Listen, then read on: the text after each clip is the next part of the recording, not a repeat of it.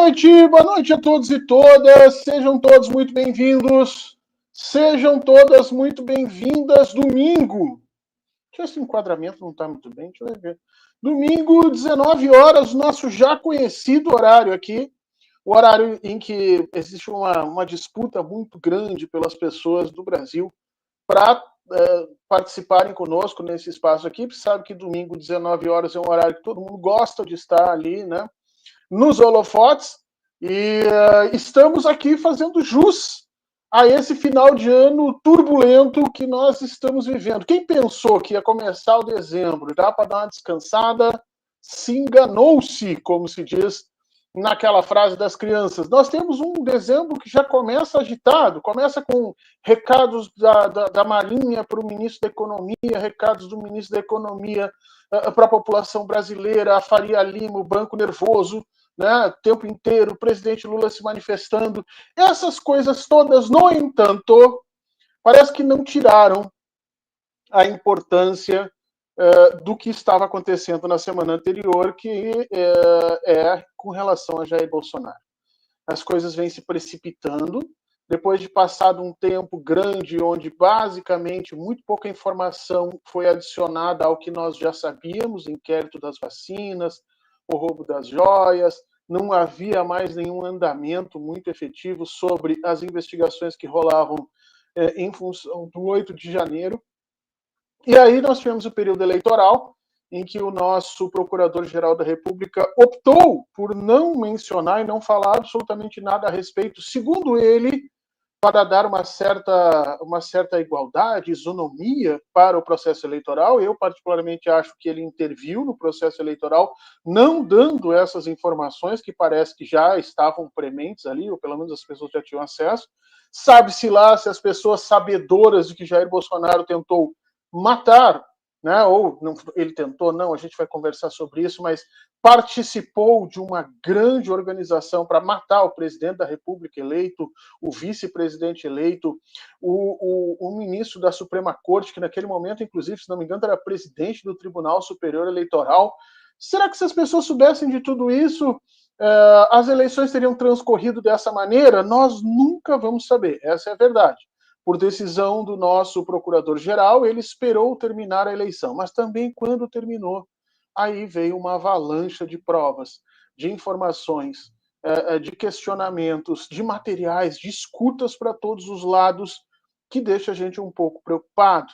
Porque a gente pode avaliar, eu particularmente sou historiador, eu posso avaliar isso do ponto de vista político, do ponto de vista das coisas da história, mas eu não posso avaliar isso do ponto de vista jurídico, e hoje é esse ponto de vista que mais importa, especialmente para todos nós que não temos todo esse domínio sobre esses trâmites, para saber como é que isso vai ficar, a partir de quando a gente tem que começar a torcer para uma decisão de um juiz, ou isso não pode acontecer, enfim.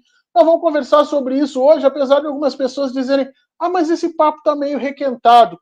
Eu acho que o papo não está requentado, mas acho que mais importante é você trazer uma pessoa que tem o que falar sobre isso. O nosso convidado hoje é, como sempre, uma pessoa incontornável nessas questões. Eu vou chamá-lo já já, mas antes quero agradecer aqui a Sandra Maria, se tornando nova membro. Muito obrigado, Sandra. Quero agradecer aqui ao Gabriel Moura, também se tornando membro. Agradecer a todos os que já estão conosco aqui. Muito obrigado. E pedir para vocês se inscreverem nos canais. Se inscrevam no canal 247. Se você não votou ainda, eu acho que a votação está aberta ainda lá no UOL para o melhor canal de política do Brasil. Nós estaríamos ganhando pela segunda vez, o segundo ano consecutivo. Se você não votou, vai lá, dá uma olhadinha, funciona. Você clica lá no linkzinho, vai aparecer e você escolhe o 247, vai nos ajudar bastante. Pedir que você se inscreva também no meu humilde canalzinho lá no YouTube, estamos chegando quase a 2 milhões de inscritos. Falta um pouco ainda, a verdade é que nós estamos em 40 e poucos mil, mas vamos chegar a 2 milhões certamente, né? E como diz o CEO que trabalha comigo lá no canal, né? Ele diz que tudo é uma questão de percepção e tudo é uma questão de acreditar. Então estamos caminhando nesse sentido, conto com o auxílio de vocês, é só procurar lá no YouTube Fernando Horta canal Fernando Horta, vocês vão encontrar e tá tudo certinho, deem o like. E se vocês puderem se tornarem membros também, como fizeram aqui a Sandra e o Gabriel, ajuda bastante o processo de manutenção da mídia alternativa, que não é fácil, viu, gente? Vocês estão vendo aí, nós estamos, neste momento, numa enorme briga dos setores econômicos da sociedade para saber quem paga menos imposto, né? É a Marinha dizendo que os civis têm privilégios, são os civis dizendo que os militares têm privilégios, é a Faria Lima indignada porque agora vai ter que pagar imposto, os 300 mil pessoas mais ricas do Brasil vai aumentar imposto, é muita gente indignada porque o presidente isentou de imposto até 5 mil, ou seja, isso é a luta que existe pelos recursos públicos, é bom que as pessoas entendam isso, mas ninguém falou ali nos pequenos conglomerados de mídia que batalham aí para tentar fazer o Brasil um pouco mais igual do ponto de vista da informação, e você pode ajudar. Então, entre, se inscreva nos canais, dê like.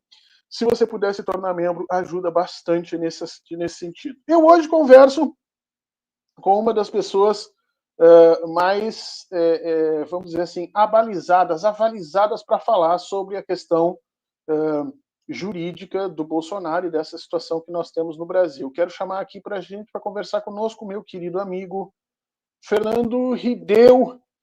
Fernando, que antes de qualquer coisa, eu quero sinalizar que vocês podem segui-lo nas plataformas. Ele tem uma atuação. Nos últimos tempos, acho que estava de férias, né, Fernando? Porque não estava publicando muito, mas teve uma atuação imprescindível, especialmente naquele momento em que todo mundo ficou com medo, tá? E quero sinalizar isso do Fernando.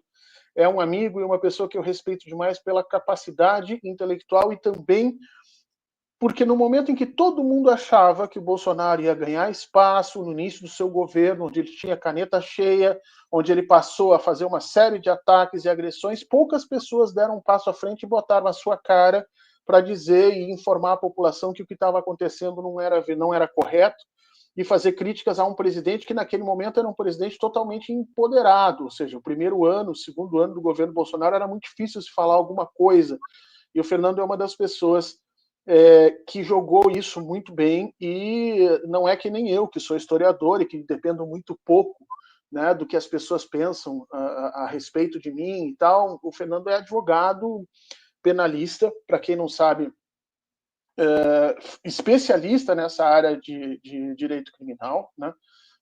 Professor de direito penal, doutor e mestre em direito, e, portanto, as posições dele influenciam no dia a dia dele. Não é como qualquer outro de nós aqui. Então, a coragem que ele teve de botar a cara e dizer algumas coisas vai ficar registrado aí na história, com certeza. Um grupo pequeno de pessoas que fizeram isso no Brasil, não foi todo mundo, não, mas que tiveram um enorme resultado depois, quando o presidente Lula ganhou a eleição e nós conseguimos, de alguma maneira, dar uma volta nesse estado de coisas fascistas que nós estamos vivendo. Então, Fernando, primeiro, eu quero te agradecer a presença aqui, meu caro, te dar um forte abraço, reiterar que as pessoas te sigam, porque é essa posição, e já, para te passar a palavra para as tuas considerações iniciais, e já uma pergunta de lambuja aí. Você está acompanhando toda essa confusão de liberação de processo, abre processo, tira sigilo, bota sigilo, sigilo sobre isso, sigilo sobre aquilo, provavelmente é parte do teu métier. A minha pergunta é, ficou mais fácil o caminho do Bolsonaro para responder pelo que fez, ou seguimos na mesma e tudo o que está acontecendo está sendo apenas mais um desses trâmites jurídicos que precisam acontecer, mas necessariamente não devemos nos emocionar muito com isso. Fernando, um grande abraço, seja bem-vindo. Muito obrigado, boa noite a todos, boa noite a todas que nos acompanham aqui, boa noite, meu querido amigo Fernando Horta. É um prazer estar aqui, viu? Fiquei muito feliz com o teu convite, já te disse isso em particular, digo aqui em público, sou teu fã desde a época do Facebook, né? Lá a gente, aquele começo de Lava Jato, foi assim que eu conheci o Fernando Horta, sempre fez sucesso. O Fernando Horta é uma cabeça privilegiadíssima, não só para analisar, mas para sintetizar as coisas. Então, sempre fez muito sucesso os posts de Fernando Horta no Facebook, saudade dessa época. Hoje o Facebook está lá, meio que abandonado geral, assim, né? Hoje em dia as redes sociais são dinâmicas, né? Então, aqueles posts de Facebook hoje se tornaram aí um programa aqui no YouTube, né, lives, passando pela pandemia. Então a coisa vai se aprimorando, né, vai se aprimorando, mas Fernando Horta sempre com muito talento. Então, poxa vida, para mim é uma honra estar aqui para a gente bater um papo e, enfim, traçar aí o cenário para frente, né? Acho que isso é o mais importante, né? Você disse aí que vai ter gente que fala que o assunto está requentado, mas o que há de vir aí pelos próximos 2 anos vai ser muito com fundamento no trabalho que a Polícia Federal apresentou na semana passada, né? Então, muito se fala no relatório, claro que o relatório é importante, o relatório é fundamental, mas o relatório, ele é só a conclusão, é aquele relato circunstanciado que o delegado, que a autoridade policial faz, do trabalho que foi sendo desenvolvido. Então, o relatório tem 884 páginas, é verdade, mas só o relatório, veja, a investigação é muito maior, a gente teve acesso ao relatório, né? A investigação é muito maior, são 2 anos de trabalho para a Polícia Federal, e eu posso começar te respondendo de forma bem objetiva que o caminho de Bolsonaro até a Papuda agora está visível. Agora, não sei se ele está mais curto ou mais longo, talvez ele tenha sido sempre o mesmo, mas agora nós já conseguimos enxergá-lo.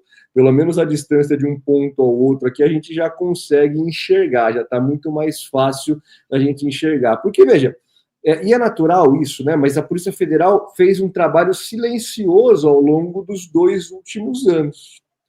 A Polícia Federal não fica prestando contas do que ela está fazendo. Então, a gente não sabia se não estava sendo feito nada, se a coisa estava muito embrionária, se eles tinham pego só a delação do Mauro Cid e estavam lá trabalhando com aquilo, estilo Lava Jato, né? Pela verdade era isso, pegava a palavra do delator e assumia como verdade e tocava para frente, né? Só que não, só que a Polícia Federal hoje, a gente sabe, fez um belíssimo trabalho, né? Um trabalho louvável da Polícia Federal, uma análise minuciosa, pegando a delação só como um ponto de partida. A delação foi sendo corroborada, foi sendo confirmada com atos, né, com diligências muito sérias e muito bem elaboradas durante a investigação, né? Então a Polícia Federal não simplesmente pegou, assumiu como verdade o que o cara estava falando lá e tocou para frente, não. Né? A análise dos materiais apreendidos em celulares, em nuvens, em aparelhos, em papéis mesmo, em dados, né? Isso foi um trabalho de reconstrução histórica, porque a investigação não é nada mais, nada menos do que uma reconstrução histórica dos fatos, muito bem feito, muito bem feito. Então, acho que a primeira palavra que eu quero deixar aqui é de louvar o trabalho da Polícia Federal, que a gente não sabia, né? Porque eles não prestam contas, é natural que não prestem, mas a gente não sabia quantas andavam. Hoje a gente sabe que foi um belíssimo trabalho desses 2 últimos anos. E agora? Agora a Polícia Federal... Deixa eu só fazer um parênteses aqui, Fernando. Você tocou nesse ponto, eu queria começar te perguntando isso. Você fez uma diferença muito séria aqui, muito importante entre o trabalho da Polícia Federal na Lava Jato e o trabalho da Polícia Federal agora, que era uma das esperanças de defesa do Bolsonaro, tentar se jogar politicamente numa ideia de perseguição, olha, fizeram lá e agora estão fazendo comigo. Mas você disse que não, que a delação, pelo que você leu e analisou, a delação foi o ponto inicial disso, e depois a Polícia Federal foi construindo evidências ao largo dessa delação para sustentá-la.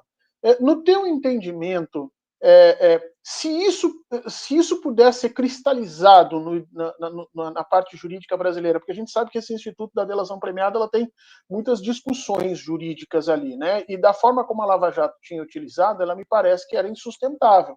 Se houver uma cristalização nesse sentido, a Polícia Federal, você acha que nesse trabalho ela aponta para uma metodologia de investigação quando em processo de delação que talvez revigore esse instituto, ou seja, a partir desse trabalho pode ser traçado um novo papel para essa situação, fica um pouco mais fácil, você realmente acha que, porque você mencionou isso, né, que é radicalmente diferente do que aconteceu na Lava Jato? A delação premiada, né, esse instituto de justiça negociada, ele não é natural do sistema adotado pelo Brasil, né? Então, Você vê nos Estados Unidos, 90% dos casos se resolve ou com confissão ou com delação, mas com plea bargaining, com acordo, né? O réu, ele negocia com o procurador, né? Existe essa lógica da justiça penal negociada. Isso é um sistema próprio de common law. Não é o caso a gente tratar aqui, mas é só para a gente enxergar que a gente tenta forçar a entrada de um instituto que não é natural, não é inerente ao sistema brasileiro. Então, isso gera desafios, né? Isso gera desafios. Mas, desde o primeiro momento, o que está posto na lei das organizações criminosas é que a delação premiada ela é um instrumento de obtenção de prova, não é um instrumento de prova, certo? Então, assim, não é eu pego o que o delator falou e uso isso como prova e prendo a pessoa. Não é para ser assim, porque não é. Você não pode deixar a justiça na mão de um delator, muitas vezes um vagabundo que está inventando, contando mentira, que é o que foi feito na Lava Jato. Veja, mesmo quando não havia delação formal, o Léo Pinheiro foi usado ali para a história do triplex, mesmo sem delação formal, e foi dado benefício para ele. É uma palhaçada o que era feito ali, era uma coisa totalmente arbitrária, e isso é fundamento legal. Isso foi sendo aperfeiçoado, a lei foi aperfeiçoada e os traumas gerados pelo uso manipulado de forma tirânica e autoritária do processo penal foram gerando aí uma maturidade institucional para falar, não pode ser assim, né? Não pode ser assim.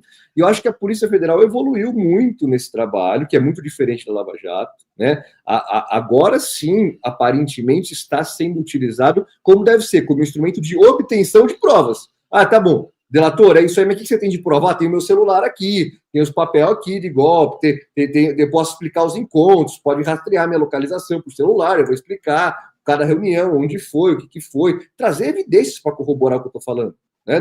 Não é só a minha palavra. Então, eu acho que sim, né? Acho que isso está gerando, pode gerar, né? Já gerou agora nesse trabalho, mas pode gerar uma cultura de tratar, de levar a sério o processo penal, de levar a sério a delação, para que ela só possa ser utilizada quando corroborada por elementos externos.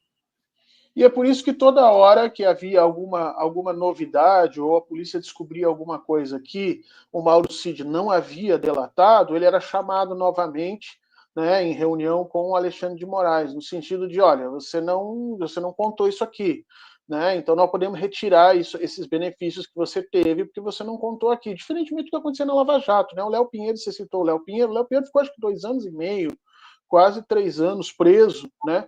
Inclusive, alguns advogados relatam que sob um regime tirânico, inclusive de visitas, que eram todas vigiadas, a esposa, ele acabou se afastando de todo mundo, e aí, de repente, né, para você tirar a pessoa desse inferno e colocar a pessoa no céu, ele precisava falar contra o Lula, e era o que ele fazia, o que também, dado uma situação de reconhecimento da falibilidade humana, não tem como a gente ficar discutindo nisso. Mas nesse caso do Mauro Cid, parece que não é isso. Parece que é a investigação que vai exigindo que ele colabore mais e mais naquilo, e até agora os benefícios que ele colocou não foram retirados. Mas eu quero retomar aqui essa fala do Beto, né? O Beto chama atenção aqui para essa briga no cercadinho. A gente está vendo aí, a toda hora, dizendo assim, os generais podem abandonar Bolsonaro, Bolsonaro está pensando em colocar toda a culpa do golpe de um lado e de outro, ou seja, há nesse momento o jogo político das pessoas que estão implicadas nesse negócio, um querendo colocar mais para o outro a responsabilidade. Isso também faz parte do jogo da polícia, ou estou equivocado? A polícia faz esse tipo de coisa para que esses indivíduos se sintam tentados a dar mais informação. Pode mais alguém ser beneficiado por um novo instituto de delação premiada ou não? É só o Mauro Cid e a partir de agora está todo mundo no mesmo buraco? Pode, e eu acho que, opinando de fora, mas eu acho que o Bolsonaro precisa alinhar um pouco melhor a estratégia dele com o advogado dele, né? Porque o advogado diz uma coisa e ele diz outra, né? E são coisas absolutamente contraditórias e são caminhos opostos, né? Então, veja, eu vi uma entrevista do advogado dele, né, dizendo que o Bolsonaro ele podia até ser traído no final, que ele ia no contexto de que ele estaria sendo usado para que outras pessoas dessem o golpe. É uma tese, é um caminho. Só mas que é uma culpa, né? É uma confissão de culpa, né? Mas deixar, falar, esses caras iam dar o golpe e eles estavam me usando aqui, a minha participação é tirar ele do centro da acusação, né? É um caminho possível aí, né? Esses caras estão dando golpe, eu estava aqui. O Bolsonaro já está indo para outro caminho, está indo para o caminho da anistia. Veja, quem pede anistia que é culpado, velho, quem vai sabe que vai ser condenado. O cara sabe que ele vai se ferrar, então, puta, precisa de anistia. Então, assim, é abandonar o caminho jurídico e ir para o caminho político, né? Então, assim, me parece que o advogado joga no campo jurídico, tirando a responsabilidade dele e jogando para cima dos outros. E nesse contexto do advogado dele, abre-se sim uma possibilidade, e eu acho que é até um incentivo para que haja novas colaborações, novas delações premiadas, né? E pode sim haver delação premiada, até o final do processo pode haver delação premiada, tá? Não tem uma janela que se fecha aí, até o fim do processo pode haver novos delatores, e eu acho que virão. São muitas pessoas envolvidas, né? Acho que as pessoas, conforme elas forem vendo que a encrenca que elas se meteram foi maior do que elas esperavam, né? Veja, Fernando, esses caras, eles não achavam que isso poderia ser questionado, poderia ser colocado. Eles estavam trabalhando com um cenário pleno de impunidade. Pleno. Então, estavam trocando mensagem, estavam documentando tudo, né? A diferença das investigações de hoje para as investigações de 20 anos atrás é que hoje a gente consegue fazer um trabalho muito mais aprimorado, muito mais fiel de reconstrução histórica, porque antes a gente trabalhava muito com base em interceptação telefônica, né? Então, você conseguia ali interceptar os diálogos, mas que estavam sendo feitos simultaneamente à época da decisão judicial. Então, decisão para interceptar um telefone. Beleza, vamos acompanhar o que esse cara está falando agora. Tem que renovar.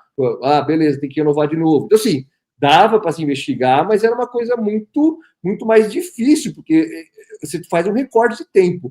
Hoje em dia, você faz a busca e apreensão no celular de um vagabundo desse, cara, você pega um mundo de coisas. Abre-se uma janela a depender de como esse cara organiza as informações dele, né? Seja celular, né? Seja notebook, qualquer tipo, às vezes tem uma nuvem. Veja, você acha, por isso que se encontrou, né? Se encontrou minuta de golpe, né? Se encontrou o local onde essas coisas foram impressas, faixa golpista e minutas de decreto golpista impresso no Planalto. Então, assim, isso tudo foi sendo um trabalho, né, de documentação digital. Antigamente não tinha, você não deixava esse rastro digital, né? Era telefone, depois passou a ser e-mail, mas agora é WhatsApp, é a vida toda do cara, são as fotos. Vocês viram aqueles casos? A Polícia Federal achou a impressão digital do cara segurando uma carteira de habilitação, um terceiro. Então, assim, o cara foi na foto, deu um zoom na impressão digital. Porra, meu. É uma coisa assim, você consegue muita coisa a partir do celular, a partir do notebook. Então, isso muda tudo, assim, do ponto de vista das possibilidades que a gente tem de investigar, né? Então, isso foi muito bem feito, isso está muito bem documentado. Essas pessoas sabem o que elas fizeram, mais do que a gente sabe o que elas fizeram, elas mesmas sabem muito melhor o que elas fizeram. Então, acho que há um grande incentivo, se o Bolsonaro encampar essa tese do, esses caras iam me usar, eu nem estava sabendo, eles me deram esse discurso aí, eu nem sabia se eu ia fazer, nem sabia se eu ia embarcar mesmo nessa onda. Se ele for por esse lado de defesa, acho que é um grande incentivo para uma avalanche aí de delações premiadas. Ele pode fazer delação premiada, Fernando? Bom, se a gente assumir que ele era o chefe, que ele era o líder da organização criminosa, ele não pode fazer delação premiada. Todo mundo pode fazer delação, aqueles que estão abaixo. Porque o propósito é você obter elementos de prova para pegar o líder, para pegar o cabeça. Então, se a gente assumir que ele exercia essa posição de liderança, ele não pode fazer delação. Agora, se na narrativa dele, se ele tiver evidência suficiente de que ele estava sendo usado e os verdadeiros artífices do golpe eram outros, ele pode falar, os verdadeiros cabeças eram eles, eu tenho essas provas aqui, eles que me trazem as coisas, né, Então ele pode jogar, ele pode fazer uma delação premiada, inclusive para se colocar na condição de não chefe nesse processo e embaralhar a coisa toda, não?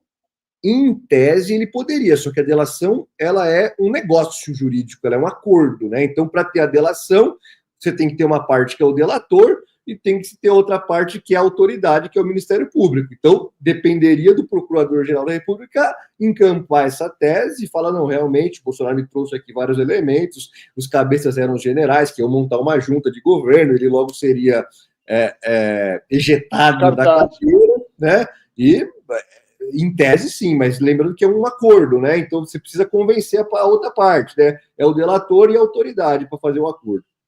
Então, na prática, está todo mundo citado ali na berlinda. Inclusive, eu li as 200 e poucas páginas ali da coisa, eu acho que o principal imbricado nisso tudo é o Braga Neto. Acho até que houve um certo cuidado da justiça com os militares ao não mandar prender imediatamente o Braga Neto, porque eu acho que as evidências contra ele são claríssimas, e se alguém já está com o seu reservado, com o seu quarto reservado da Papunda, é o Braga Neto. Mas nesse momento todo mundo que foi ligado ali pode entrar em contato com a polícia e talvez seja esse o objetivo de dar um pouco mais desses meses aí, dezembro, janeiro, para que esses indivíduos entrem nesse jogo político e façam mais delações. Te parece isso ou não? Pode ser, mas eu acho que hoje eu li uma notícia que me preocupou sobre os próximos passos aí. Mas vamos, para a gente poder explicar isso para vocês, vamos pensar agora no estágio que a gente está, né? Então, a Polícia Federal fez um trabalho aí de 2 anos de investigação, concluiu, fez lá o relatório final, indiciou as pessoas, 37 pessoas, montou os núcleos, né, da participação, detalhando a participação de cada um, narrou de uma forma muito consistente que isso não foi 2022, isso é desde 19, com o início desse discursinho de questionar a urna eletrônica e questionar, instigar ataques às autoridades, ao Supremo Tribunal Federal, que isso vem numa constante, que isso vem numa crescente, isso não é só a depredação dali do 8 de janeiro, né? Isso vem de acampamento na frente de quartel, em minuta de decreto de golpe, de estado de sítio, questionando o resultado da urna. Discurso de ministro, né? Discurso de ministro. Até isso a polícia cita. Reunião com o embaixador, uso da Polícia Rodoviária Federal durante as eleições, tudo isso é uma crescente, né? Que ia culminar lá com assassinato, coisa maluca, né? Se você me dissesse isso, eu nem ia acreditar, né? Mas que ia culminar lá com o assassinato do Lula, do Alckmin, do Moraes e de parece que uma pessoa que não ficou muito claro aí quem seria, mas que talvez tivesse mais uma quarta, teria mais uma quarta pessoa aí nesse intento, nesse plano golpista. Então, chegamos ao estágio que a Polícia Federal conclui o trabalho. Legal. E agora, né? O que acontece? Isso tem um rito de passagem, isso foi para o ministro Alexandre de Moraes, mas é só um rito de passagem para ele mandar para o PGR. Antes de mandar para o PGR, ele tirou o sigilo, por isso que a gente conheceu o relatório. Tirou o sigilo, natural que o faça, a investigação já terminou, e a bola agora está com o senhor doutor Paulo Gonet, Procurador-Geral da República. O que ele pode fazer? Ele pode fazer 3 coisas, né? Ele pode mandar de volta para a Polícia Federal, falar, mas ele só pode mandar de volta apontando diligências específicas. Então, falta fazer isso, isso e isso. Volte para a Polícia Federal. Falta ouvir essas pessoas, falta analisar essa prova, fazer essa perícia. Então, ele pode mandar de volta. Ele pode arquivar total ou parcialmente com relação a uma ou mais pessoas. Pode falar, não, essas pessoas aqui vou arquivar, não tem evidências, elas estão aqui, mas elas foram indiciadas, mas o indiciamento não vincula o PGR, né? Não vincula nenhum Ministério Público. Então, pode arquivar, parcial ou totalmente. E pode oferecer a denúncia. Aí vem uma questão importante. Aí entra o que me preocupa, a minha preocupação.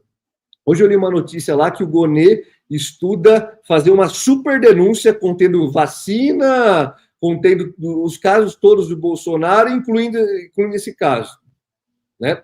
Não sei se é verdade, foi noticiado, mas eu acho isso é tão estúpido do ponto de vista processual, da eficiência do processo penal, que isso beira a má-fé.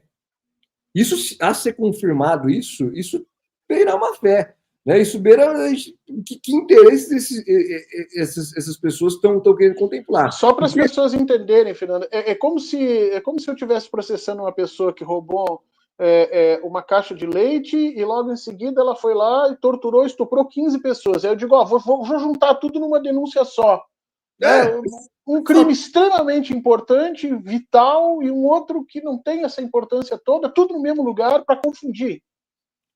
Para quê? Sendo que a gente sabe que existe uma ampulhetinha rodando na mesa, né? Existe uma ampulhetinha que são os próximos 2 anos, bicho. Então, assim, é um negócio tão estúpido, né, do ponto de vista da eficiência do processo penal, que a se confirmar é até para a gente questionar aí quais interesses estão movendo essas pessoas.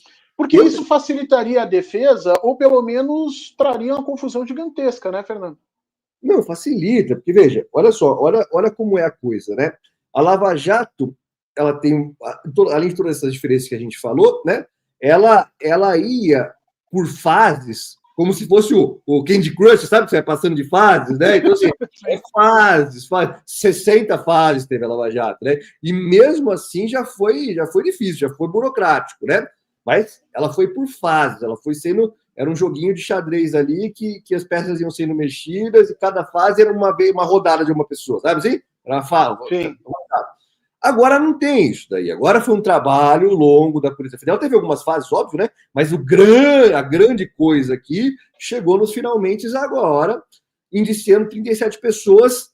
Só que a Polícia Federal já sabiamente, né, de forma sábia, ela colocou aí 6 núcleos, 5 ou 6, acho que são 6 núcleos, detalhando qual foi o papel de cada um. Certo? O que me parece, né? Se eu sou procurador-geral da República e eu preciso decidir isso e botar na rua e fazer logo, não há nenhum óbice para você fracionar esses núcleos e fazer um processo penal para cada um desses núcleos. Né? Por que isso é melhor do ponto de vista da eficiência do processo penal? É muito fácil a gente perceber. Se a gente pensar que cada réu ele precisa ser citado para apresentar a defesa. Ele vai apresentar a sua defesa. E junto com a defesa, ele apresenta até 8 testemunhas por cada fato imputado. E aí, depois que essa defesa é apresentada, o juiz tem que olhar, tem que analisar fundamentadamente cada uma das defesas e analisar a pertinência de subir as testemunhas. Se forem só um parênteses, quem vai ser o juiz? É o Alexandre de Moraes? O Alexandre de Moraes ele é o relator, né? Então, para a condução do processo, ele é o relator, ele toma essas decisões da condução do processo, e para julgar o mérito, a gente não sabe se vai ser a primeira turma ou se vai ser o pleno. Há quem esteja defendendo já que seja a primeira turma, né? Mas não está posto isso ainda. Aí parece que o ministro Alexandre que decidirá se vai levar para o plenário ou se vai julgar na primeira turma. O juízo natural seria a primeira turma. Então, veja. Olha tem que citar todo mundo, você estava dizendo, tem que citar todo mundo, o juiz tem que olhar isso. Tem que ler a defesa de todo mundo e cada um vai poder apresentar até 8 testemunhas por fato. E se a testemunha for negada, você pode substituir, tentar apresentar uma outra.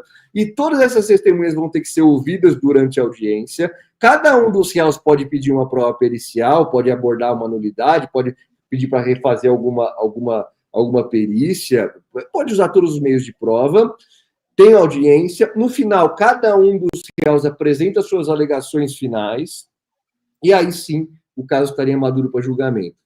Bicho, isso demora muito, e quanto mais réus, mais demora, né? É uma coisa muito óbvia,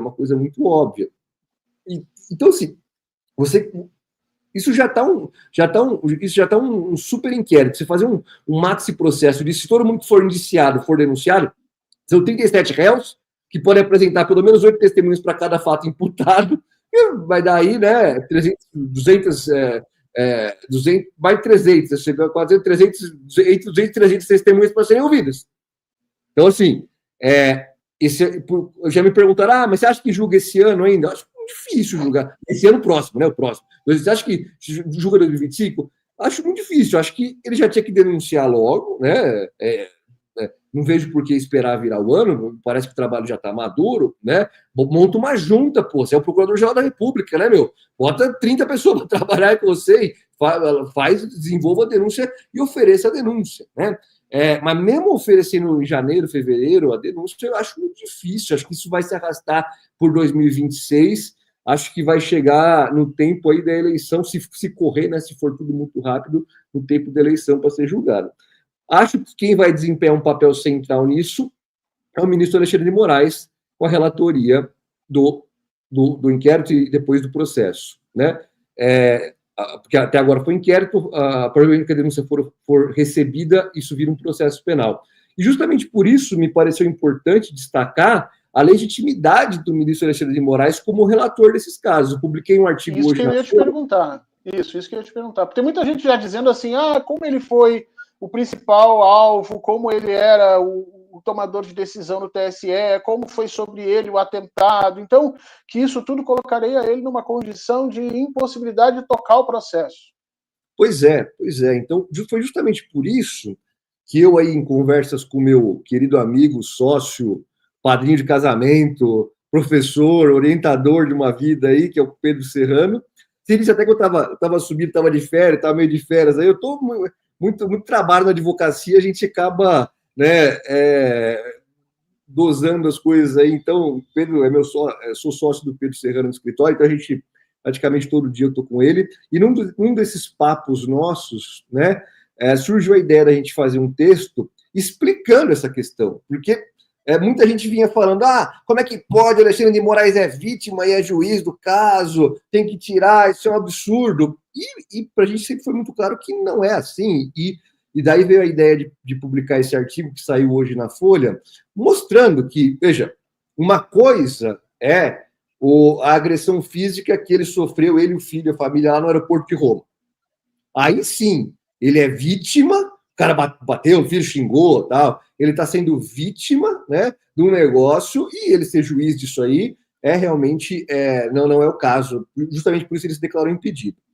No caso do golpe, né, nesse inquérito do golpe, que não é o inquérito do golpe só, começa desde o inquérito das fake news, a Polícia Federal mostra isso, né? É tudo uma ação concatenada, são atos aí numa progressão criminosa para gerar o golpe de Estado, que culminaria com o atentado contra a vida dele, do Lula e do Alckmin, mas aí ele não é a vítima, Alexandre de Moraes não é a vítima, né? Então, ao passo que essas pessoas traçaram um plano para executar o Alexandre de Moraes, ele já era juiz investigando, relatando o inquérito que investigava esses caras.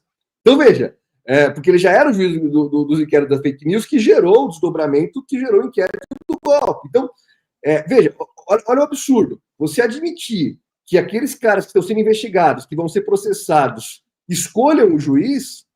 Sim, porque se eles fizerem um ataque e ele não puder julgar, é como se você estivesse tirando o juiz, trocando, eles escolhendo. Como se o PCC está sendo investigado, o juiz é um relator, o promotor e tal. O PCC atenta contra essas pessoas e fala, não, aí esse atentado entra no mesmo bolo para ser investigado, né, porque é um desdobramento lógico daquilo lá, e fala, não, mas você não pode mais ser o juiz porque o cara tentou te matar. Então, veja, não tem sentido isso, cara. Não tem sentido. Não é o Alexandre de Moraes pessoa que foi vítima de uma agressão, não. É a figura do ministro do TSE, que era relator à época do inquérito das fake news, que foi alvo de um atentado, de um plano para tirar a vida do ministro, enquanto relator do inquérito, enquanto presidente do TSE. Então, veja, não tem nada a ver uma coisa com a outra, né? Não é um atentado contra uma agressão à pessoa que o torna impedido, não. É uma tentativa dos investigados /réus de removerem o juiz, seja matando, que não conseguiram, seja agora. Seria dar um sucesso para eles escolherem o julgador, né? Então, acho que foi essa a lógica, está lá na Folha de São Paulo hoje, o artigo que a gente publicou. Não, um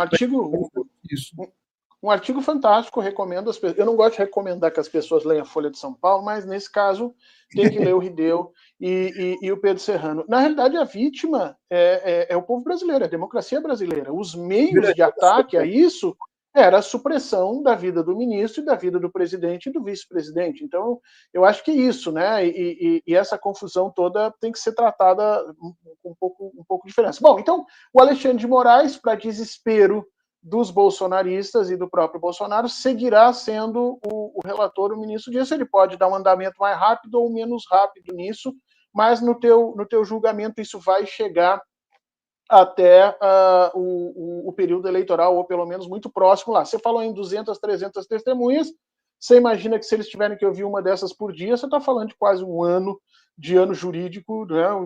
E a coisa vai ser muito complicada.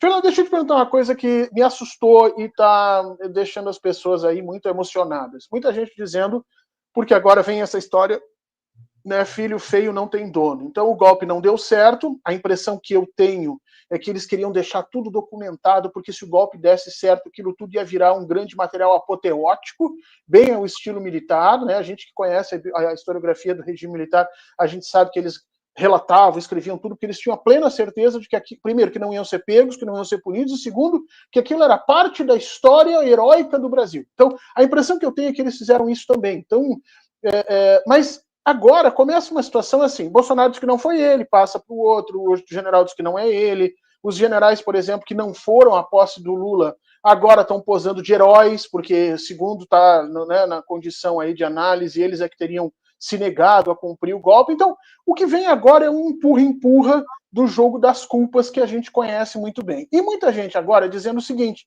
o Bolsonaro não pode escapar dessa situação porque nós temos o domínio do fato. E aí, quando eu ouço o domínio do fato, me arrepia os cabelos aqui atrás, eu lembro do que aconteceu na Lava Jato, eu lembro a interpretação que o ministro Joaquim Barbosa deu, que é uma interpretação que nem o propositor da teoria do domínio do fato, e eu conheço um pouquinho dela porque ela é usada para encarcerar os nazistas na Alemanha, né? Ela é criada exatamente para que essas filigranas jurídicas não pudessem afastar necessariamente esses indivíduos da culpabilidade, mas a gente sabe que ele tem todo um problema com o ordenamento jurídico brasileiro e a experiência que nós tivemos da Lava Jato, aliás, a Lava Jato não, anterior à Lava Jato, do mensalão, me apavora. Deixa eu te perguntar, você acha que é possível utilizar isso? Você acha que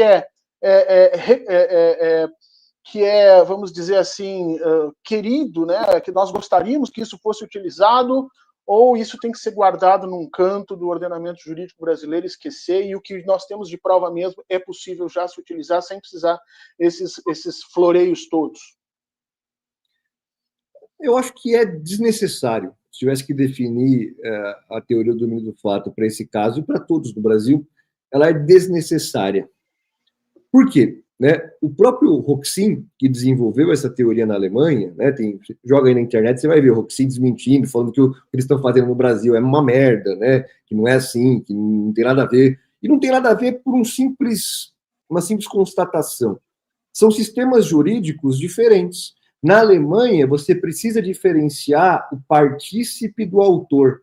Então, a questão da autoria na Alemanha é mais problemática do que no Brasil. Então, faz sentido você criar critérios, você estabelecer critérios para distinguir os graus de participação, para saber, esse cara é partícipe, esse é o autor, se ele tinha o domínio do fato, ele é o autor mesmo do crime. Então, é uma teoria, não é para ampliar o conceito de autor, é para definir os papéis, né? Porque para ampliar, nem na Alemanha nem no Brasil, você não pode punir gente que não agiu com dolo ou culpa, né? Então, assim, o mínimo para você falar de se alguém tinha o domínio do fato é falar se essa pessoa agiu com culpa, com dolo direto ou com dolo eventual. Se ela quis, se ela agiu com consciência e vontade, dolo direto, ou se ela assumiu o risco de produzir o resultado, dolo eventual. Então, é que o nome domínio do fato é um nome muito sugestivo, que desvirtua a teoria, né? Então, a teoria ela não foi só mal aplicada, ela foi desvirtuada no Brasil durante o mensalão, né?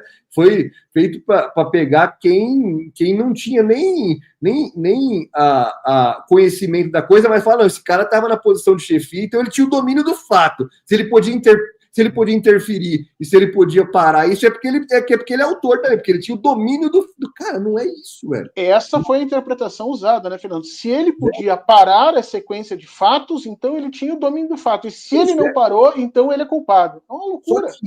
Só que isso fere de morte o princípio da culpabilidade, que é essencial para o direito penal, e estabelece uma responsabilidade penal objetiva, ou seja, sem dolo nem culpa, pelo papel que uma pessoa ocupa. Então, você é o presidente aqui, você tem a obrigação de saber tudo. Você é o chefe, você tem a obrigação de saber o que o cara está fazendo. Pô, mas eu não sabia, então. Mas eu me certifiquei de tudo, ele estava escondendo, não importa, né? Você era o chefe. Então, assim, nem precisa investigar mais, você era o chefe. Então, esse tipo de coisa é incompatível com a Constituição Federal, é incompatível com o sistema jurídico brasileiro. Isso foi forçado naquela lógica de não tenho prova, tenho convicção. Embora essa frase nunca tenha sido dita de forma expressa, essa era a lógica que motivava aquilo ali, né? Acho que isso é desnecessário porque a gente está vivendo agora. Acho que agora a gente tem muitos elementos de prova, A gente só fala prova tecnicamente quando tem processo, né? Enquanto tem inquérito, a gente fala de elemento informativo, mas é isso que vai virar prova, né? A gente tem muitos elementos aí probatórios que documentam historicamente o papel, a participação, o conhecimento da coisa do Bolsonaro e a vontade, atos que revelam que ele agiu com vontade, com intenção de permanecer no poder e não passar o poder para o governo eleito. Então, me parece que isso é suficiente, me parece que isso é suficiente. Não há necessidade de falar em domínio do fato, né? Me parece que se a Polícia Federal não tivesse feito um trabalho tão minucioso, a gente podia ir por uma outra linha, não no domínio do fato, mas estabelecer que aquele que criou o risco tem o dever de impedir o resultado. Isso não é domínio do fato, isso está lá no Código Penal, né? Que estabelece o seguinte raciocínio. Eu sei que você não sabe nadar, mas eu te convido para uma pescaria, certo? Ah, vamos pescar, mas não sei nadar. Fala, não tem problema, velho. Você tá comigo, tá tranquilo. A gente tem toda a estrutura aqui, tá tudo certo. Aí o nosso barco afunda, só tem um colete salva-vidas. O que eu tenho que fazer? Eu tenho a obrigação de te dar. Porque eu criei o risco, então eu tenho a obrigação de agir para impedir o resultado. Então, no limite, a gente poderia muito bem, né, só o fato dele ter ido para os Estados Unidos, esperar o golpe ser dado para poder voltar, ter feito ter instigado publicamente, e hoje a gente sabe que não só publicamente, reservadamente, de uma forma muito mais intensa ainda, mas ter instigado ataques contra a democracia, contra o Supremo Tribunal Federal, ter instigado esse golpe, ido embora para os Estados Unidos, só aí a gente já poderia construir um outro raciocínio de que ele não agiu para impedir o resultado de um risco que ele criou. Isso não tem a ver com o domínio do fato, está no Código Penal, né? Mas nem precisa ir por esse caminho. Hoje, basta ler o relatório da Polícia Federal, a gente vê uma série de pecinhas para se montar esse quebra-cabeça que mostram que não tem como montar o quebra-cabeça sem Bolsonaro no centro.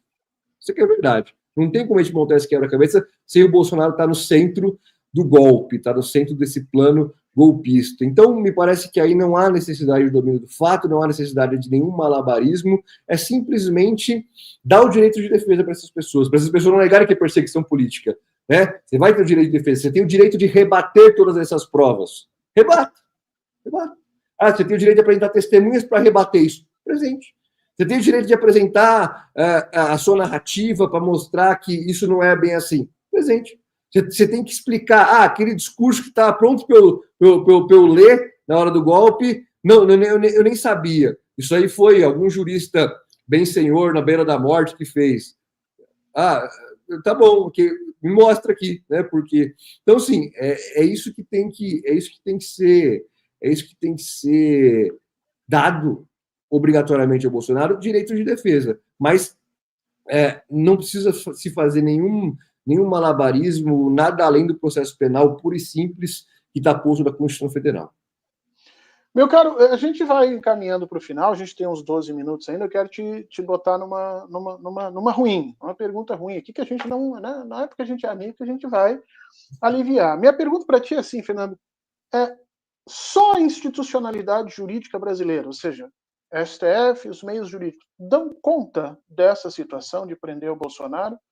Ou vai ter que haver manifestações públicas, vai ter que haver discussão política, nós vamos ter que fazer força, porque a gente está vendo que o lado de lá, por exemplo, já começou a se organizar, criando com problemas, ameaçando aqui e acolá. Você acha que as instituições brasileiras estão fortes o suficiente para bater o martelo e dizer vai ser preso, esteja preso, foi julgado, está aqui o processo de defesa, tudo direitinho, agora cana, ou não? Isso vai ser uma batalha ainda por muitos anos e nós não estamos ainda adultos, vamos dizer assim, nas nossas instituições, grandes, maduros nas nossas instituições para lidar com isso. E quero fazer um parênteses aqui, o seguinte, que os Estados Unidos mostraram que não estão. Nós estamos falando aqui do principal país do mundo que teve uma situação semelhante com a do Brasil, se não totalmente idêntica, anterior à nossa, e o cara que deu causa a esses golpes está lá eleito presidente. Ou seja, eles claramente não quiseram enfrentar esse problema. O Brasil enfrenta e sai vencedor disso? Essa é a grande questão dos próximos anos, né? Essa dos próximos 2 anos aí, essa vai ser a grande questão mesmo. Eu acho que o cálculo, né, não é o correto, né? Se você parar para pensar, obviamente, né, não precisa ser nenhum estudioso do processo para saber que, a rigor, o processo penal deveria estar imune de cálculos políticos, né? Não deveria ser essa a métrica do processo penal. Mas ela existe. Você deu um exemplo ótimo. Por que o Braga Neto não está preso ainda? Por cálculo político. Cálculo político. As pessoas que tinham um papel muito menos relevante aí, e numa mesma condição de riscos para a ordem pública, de motivos para justificar a prisão preventiva, foram presos. Certo? Então, a gente já vê um cálculo político desde a largada. Né? Agora, eu acho que vai haver um cálculo político, e também concordo contigo, né? Aconteceu tudo isso nos Estados Unidos, né? E há hoje nos Estados Unidos um cara que, além de ter feito tudo muito parecido, se não idêntico o que foi feito no Brasil, é um aliado do Bolsonaro, né? Pelo menos na narrativa dele, na cabeça dele, não sei até que ponto esse ímpeto, esse elo é tão forte quanto o Bolsonaro imagina, mas Bolsonaro imagina certamente que a boia de salvação dele aí passa pelo Trump, né? Passa pelos Estados Unidos. E eu não sei se Trump fosse presidente no lugar de Biden, se esse golpe não teria ido para frente, cara. Não teria ido para frente. Acho que tinha. Né? Eu também acho que é uma possibilidade aí, né? E se essa é de fato uma possibilidade, isso obviamente tem que impactar a nossa análise do que vai ser feito daqui a 2 anos, né? Porque é o cara que vai estar lá, é o Trump que vai estar lá dando as cartas nos Estados Unidos. Então, bicho, eu acho que, respondendo de forma bem objetiva, não. A institucionalidade jurídica não vai dar essa resposta, né? Vão ser cálculos que passam por uma circunstância interna de saber quanto que o apoio popular, quanto que isso vai gerar, até de forma negativa, de uma forma positiva, de forma negativa para nós e positiva para os golpistas, né, para nós enquanto democratas. Se você pensar assim, porra, isso pode gerar Bolsonaro Marte, chegar lá até junho, julho de 2016, Bolsonaro não foi preso ainda, mas está na iminência de agosto, Bolsonaro preso, eleição em outubro, você fala, putz, isso vai gerar né, e outras lideranças da direita não faltam, né? Desde das aqui de São Paulo, do mais interior do Brasil, do Sul, né? Ratinho, Caiado, Marçal, Tarcísio, tem vários nomes aí que podem empunhar essa bandeira de vamos salvar o Marte, vamos ser eleitos e aprovar uma anistia, e a bandeira maior da eleição será anistia a Bolsonaro, né? Ou não, ou isso aí o Bolsonaro vai sendo, e aí o pessoal quer se livrar de Bolsonaro, fala, não, eu sou a direita limpinha, eu não sou a direita golpista, não me misturo com golpista, surgiu uma direita limpinha aí nesse ponto de vista. Então, assim, são muitas as variáveis que a gente vai considerar aí, que não passam nem de longe estritamente pelo campo jurídico. O jurídico vai dar o argumento, né? Vai fornecer para a gente o instrumental, o repertório dogmático técnico, mas no fim do dia, o cálculo político certamente vai pesar e talvez tenha até um papel decisivo aí no destino de Bolsonaro. O presidente Lula tem mais um nome a indicar até 2026 para o STF, se não me recordo. Né? Tem um nome, talvez 2, porque há um rumor que o ministro Flávio Dino poderia, numa situação, pedir a aposentadoria do STF para poder concorrer à presidência da República, caso assim ele desejasse. Aí tem que ver a questão dos prazos, qual é o período de incompatibilização que ele precisa sair e tal, mas em princípio o presidente teria uma indicação e depois mais outra. Esse indicado do presidente Lula faz parte do processo de julgamento, caso, por exemplo, seja na primeira turma, ou não? Ele está impedido de se manifestar porque foi indicado pelo presidente, ou seja, a composição da corte a partir de agora, ela de alguma maneira vai ficar fora desse processo da construção, né, dos juízes desse processo, ou não, a corte vai futuramente, se entrar alguém indicado, pode julgar e ponto final. Estava até olhando aqui, porque eu acho que não, e estava olhando aqui e efetivamente não. Acho que me parece que a próxima indicação é 2028 só. É a cadeira do Fux, né, que vai completar 75 anos em 28. Se eu não estiver enganado, né, a fonte que eu consultei aqui numa consulta rápida do Google, porque o que eu tinha em mente era isso, era segundo mandato. O primeiro mandato eram essas duas indicações, segundo mandato viria a outra. E me parece que aqui salvo loucura ainda, né? Hoje, outra notícia louca que eu vi hoje é que que alguém está sugerindo que estenda para 80 anos a compulsória, né? Mas isso é boato, né? Eu vi notícia dessa linha hoje. Mas, assumindo que são 75 anos, o Fux faz 75 em abril de 28. Então, a próxima nomeação é 28, né? Então tende a ser, o julgamento tende a acontecer ou na primeira turma ou no pleno. Aí, se a gente pensar politicamente, né, óbvio que não tem que ser o critério de decisão a questão política, mas de um elemento político é mais eficiente, considerando as peças envolvidas, que isso seja julgado na primeira turma, né? Porque um ministro de apego bolsonarista poderia muito bem atrasar o processo propositadamente, com pedidos de vista. Então, se a gente pensar que André Mendonça e Castro estão na segunda turma, talvez a coisa ande mais rápido na primeira turma, até pelo número de envolvidos, né? Enquanto julga em 5, se julgar plenário, julga em 11, né? Mas esse é o encaminhamento aí, que vai ser um capítulo importante dos próximos passos. O primeiro capítulo importante vai ser o oferecimento da denúncia, né? Saber quem vai ser denunciado, quais os crimes imputados. Eu acho que quanto mais segmentado, melhor, mas o direcionamento que foi divulgado hoje que vai ser tudo junto. Acho péssimo, né? Mas esse vai ser o primeiro capítulo. O segundo capítulo é a definição do órgão julgador. Né? Se o relator é o ministro Alexandre de Moraes, ele toma as decisões monocráticas no curso do processo, mas ele que vai decidir se isso vai andar na primeira turma ou se isso vai ser encaminhado para o plenário. E a partir daí a gente vai assistir aí atentamente os próximos capítulos. Prescrição, Rideu, quando é que esses crimes prescrevem? Vamos imaginar naquilo que acontece muitas vezes no Brasil, né? O troço, a pessoa senta no processo e depois de um tempo acha o processo dentro lá do cartório e diz assim, agora vou matar, mas já prescreveu. Quanto tempo para esses crimes prescreverem?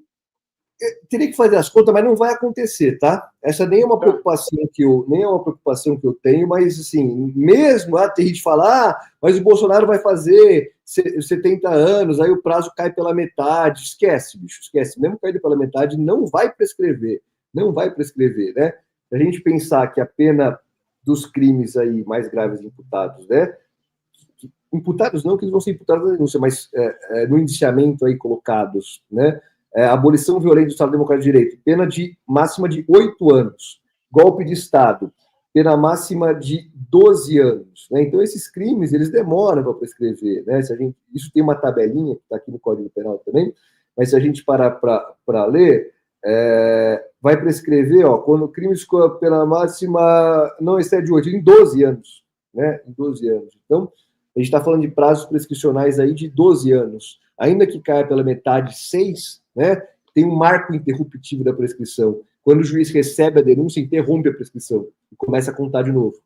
Então, assim, não deu 6, então foi 22, vai ser recebido em 25, não vai demorar 6 anos para julgar. Não existe essa possibilidade de demorar 6 anos para julgar. Então, prescrição tranquilamente não é uma saída. Tanto que a única saída para Bolsonaro é a anistia, velho. A única saída para ele é a anistia, ou política. A única saída jurídica é a anistia. Ou ele delatar, Fernando. Ele pode delatar. Eu acho que a defesa, se eu fosse na defesa dele, eu diria isso. Vai lá e pronto. Mas o procurador-geral não vai aceitar uma delação de Bolsonaro. Xará, não vai.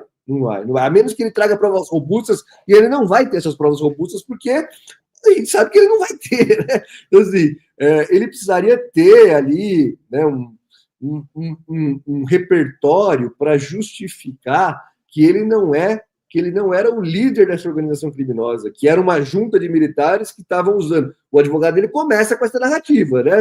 Ele estava sendo culpado, ele ia ser ele ia ser traído, ele ia ser descartado, tal. Mas isso na palavra, bicho, não para de pé nunca. Porque, veja, tem uma pessoa que não se sabe ainda quem seria morto, né? O Joca, Jeca, Juca, e já se descobriu quem é. E se o Bolsonaro diz que é ele?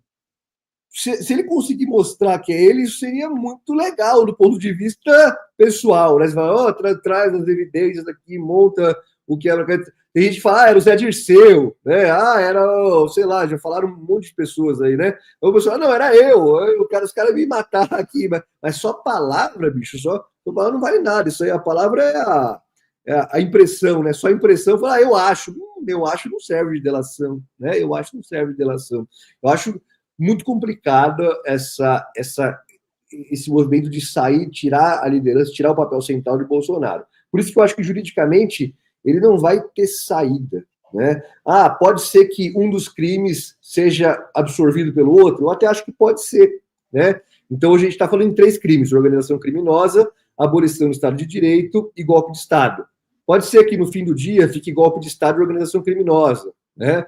Que se entenda que a abolição do Estado de Direito foi um meio para se dar o golpe de Estado. Pode ser que não seja condenado pelos 3 crimes. Agora, escapar da organização criminosa e do golpe de Estado, velho, não vejo caminho para ele, salvo anistia. Porque, veja, anistia é um ato de desespero, velho. O Lula nunca falou em anistia, Xará. O Lula nunca falou em anistia, o Lula nunca falou em fugir para a embaixada. O cara nem começou o processo, o cara já está falando de fugir para a embaixada e de anistia, que são as saídas políticas extremas, que geram efeitos jurídicos, mas são políticas, né? Então, assim, o cara nem começou o jogo, nem teve denúncia. Você vê a diferença de postura?